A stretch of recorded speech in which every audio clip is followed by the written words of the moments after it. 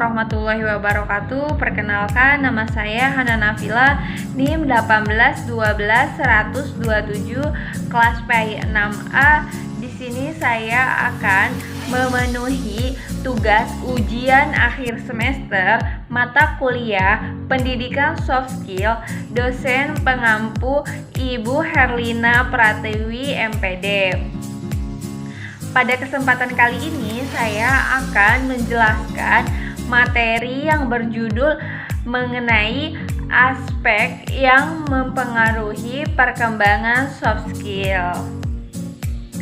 Baiklah, untuk yang pertama saya terlebih dahulu akan menjelaskan apa pengertian soft skill itu sendiri. Soft skill merupakan keterampilan dan kecakapan hidup baik untuk diri sendiri, berkelompok, atau bermasyarakat, serta dengan Sang Pencipta. Selanjutnya, yang kedua yaitu mengenai aspek-aspek pembagian soft skill.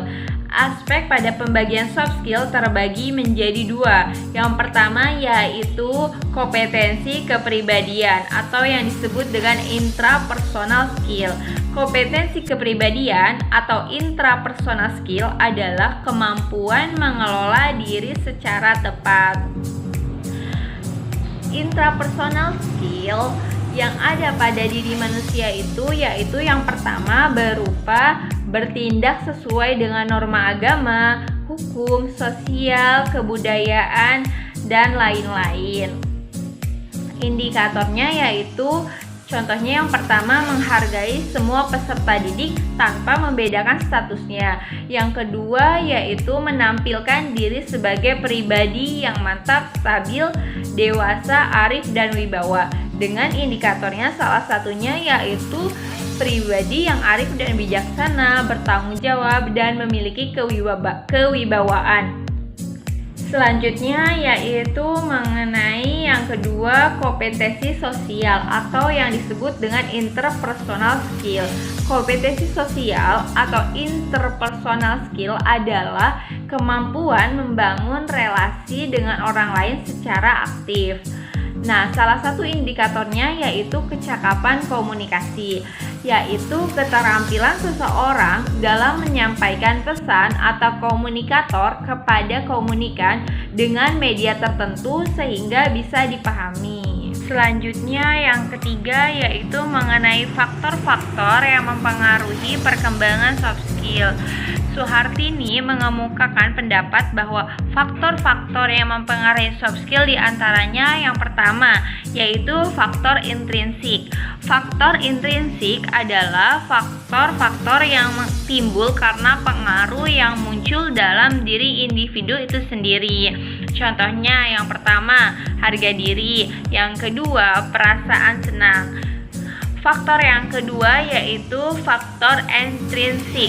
Faktor intrinsik adalah faktor-faktor yang mempengaruhi individu karena pengaruh rangsangan dari luar. Contohnya yaitu lingkungan keluarga. Lingkungan keluarga merupakan peletak dasar pertumbuhan dan perkembangan anak. Disinilah yang memberikan pengaruh awal terhadap terbentuknya kepribadian. Yang kedua yaitu lingkungan masyarakat. Lingkungan masyarakat merupakan lingkungan di luar keluarga maupun di kawasan tempat tinggal maupun kawasan lain yang dapat mempengaruhi. Yang ketiga, pendidikan. Pendidikan merupakan pengetahuan yang didapat selama proses pembelajaran sebagai modal dasar yang digunakan dan dimanfaatkan maupun dipelajari.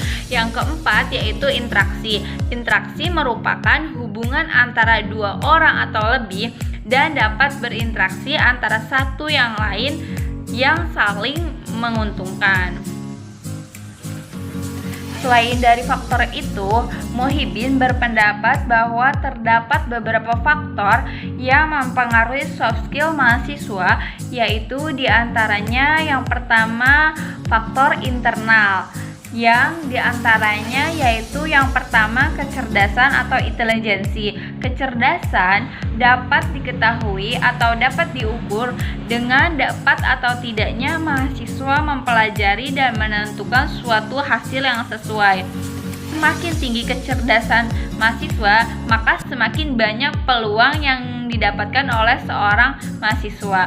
Faktor internal yang kedua yaitu bakat. Bakat adalah kemampuan seseorang yang tumbuh dalam diri seseorang sesuai dengan masing-masing potensi. Seseorang mahasiswa dapat menguasai sesuatu bidang tidak harus belajar, tetapi muncul dalam diri seseorang itu sendiri. Faktor internal yang ketiga yaitu minat. Minat adalah keinginan besar terhadap sesuatu. Minat akan meningkatkan perhatian seseorang yang disukai sehingga dapat belajar dengan giat untuk mencapai yang diinginkannya. Faktor internal yang keempat yaitu motivasi. Motivasi adalah keadaan interval yang dapat mendorong seseorang untuk berbuat sesuatu. Motivasi merupakan suatu penyemangat atau keinginan untuk memenuhi kebutuhan yang diinginkan. Faktor internal yang terakhir yaitu sikap mahasiswa. Sikap mahasiswa tentunya mempengaruhi dinamika hasil belajar yang dapat tercapai. Seorang mahasiswa akan mengalami kesulitan jika mempunyai sikap negatif sebelumnya. Kedua yaitu faktor eksternal. Faktor eksternal yang dapat mempengaruhi diantaranya yang pertama keadaan keluarga. Keadaan keluarga merupakan pengaruh terhadap diri seseorang.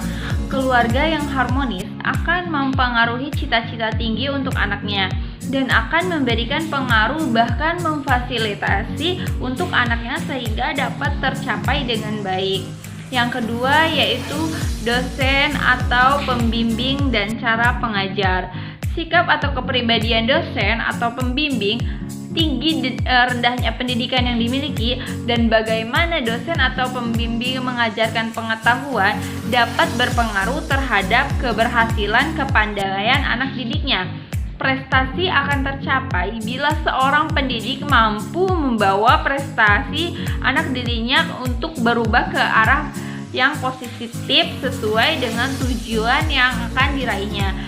Seorang pendidik akan sulit mewujudkannya jika ia tidak memiliki kompetensi yang dimiliki sesuai dengan pembelajaran. Yang terakhir yaitu bagaimana solusi penanaman aspek soft skill dalam hal pembelajaran.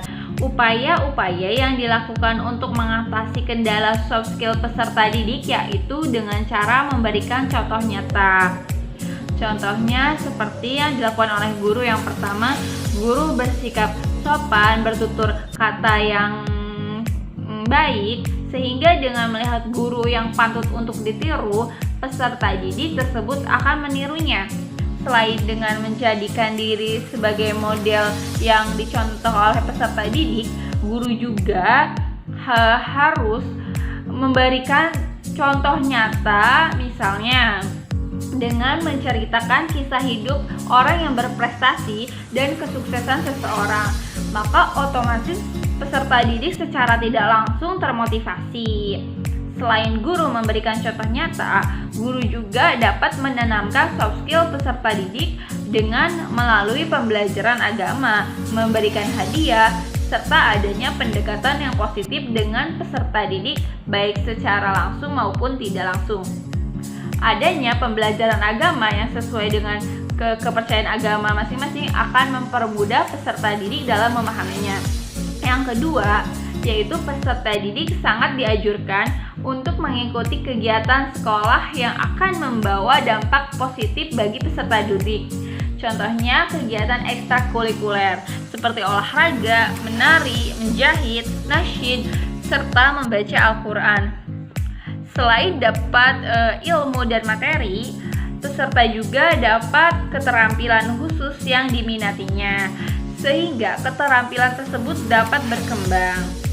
Selain itu, guru harus selalu rajin menasehati peserta didik dan sekali-kali boleh memarahi peserta didik agar tidak mengulanginya lagi.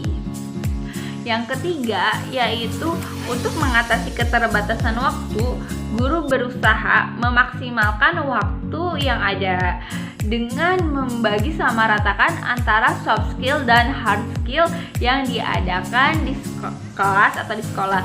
Dengan pembagian yang sama rata antara soft skill dan hard skill, maka peserta didik akan memiliki kecakapan akademis maupun keterampilan yang baik, sehingga peserta didik akan mampu bekerja secara profesional dan nantinya mampu bersaing di dunia kerja sesuai dengan tuntunan dunia kerja itu sendiri. Yang keempat ialah lingkungan. Lingkungan juga memberikan dampak terhadap peserta didik. Lingkungan yang baik akan membawa peserta didik ke arah yang baik. Begitu pula sebaiknya. Lingkungan harus dimulai dengan keluarga, karena keluarga sangat berperan penting dalam pertumbuhan pendidikan. Baiklah, itulah pemaparan materi dari saya. Kesimpulannya adalah soft skill merupakan keterampilan dan kecakapan hidup baik untuk diri sendiri, bermasyarakat, dan serta dengan pencipta. Soft skill dibagi menjadi bagian utama, yaitu kompetensi kepribadian atau intrapersonal skill dan kompetensi sosial atau interpersonal skill. Faktor-faktor yang mempengaruhi soft skill diantaranya yaitu faktor internal, yang kedua faktor eksternal. Adapun upaya-upaya yang dilakukan untuk mengatasi kendala dalam menanamkan soft skill peserta didik yaitu dengan cara memberikan contoh nyata. Kurang lebihnya mohon maaf. Wassalamualaikum warahmatullahi wabarakatuh.